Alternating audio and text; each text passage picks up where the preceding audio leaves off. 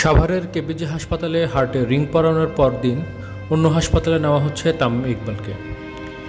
পারিবারিক সিদ্ধান্তে ঢাকার এভারকেয়ার হাসপাতালে সরিয়ে নেওয়া হচ্ছে বাংলাদেশের সাবেক অধিনায়ককে।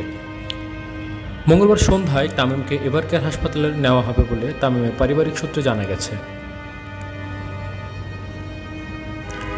মঙ্গলবার সন্ধ্যায় তামিমকে এভারকেয়ার হাসপাতালে নেওয়া হয়।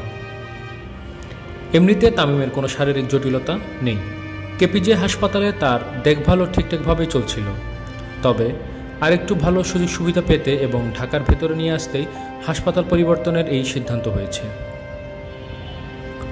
অস্ত্রোপচারের 24 ঘন্টা পেরিয়ে যাওয়ার পর তার প্রাথমিক ঝুঁকি আপাতত সামান্য, যদিও 48 থেকে 72 ঘন্টা পর্যন্ত পর্যবেক্ষণে রাখার কথা আগের দিন বলেছিলেন চিকিৎসকরা।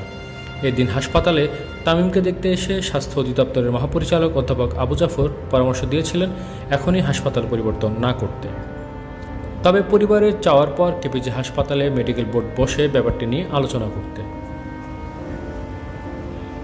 পরে তাদের পক্ষ থেকে জানানো হয়, হাসপাতাল বদল করতে চাইলে এই মুহূর্তে ঝুঁকি খুব একটা নেই।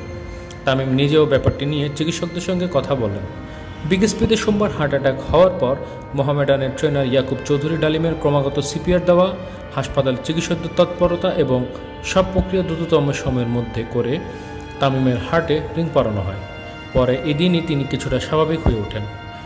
ঘনিষ্ঠদের সঙ্গে কথা বলেন তিনি, রাতের খাবারও খান ঠিকঠাক।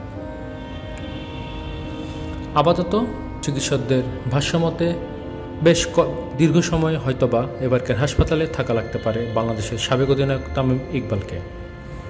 ভিডিওটি ভালো লেগে থাকলে কমেন্টস করে জানাবেন এবং সাবস্ক্রাইব করে পাশে থাকবেন। ধন্যবাদ।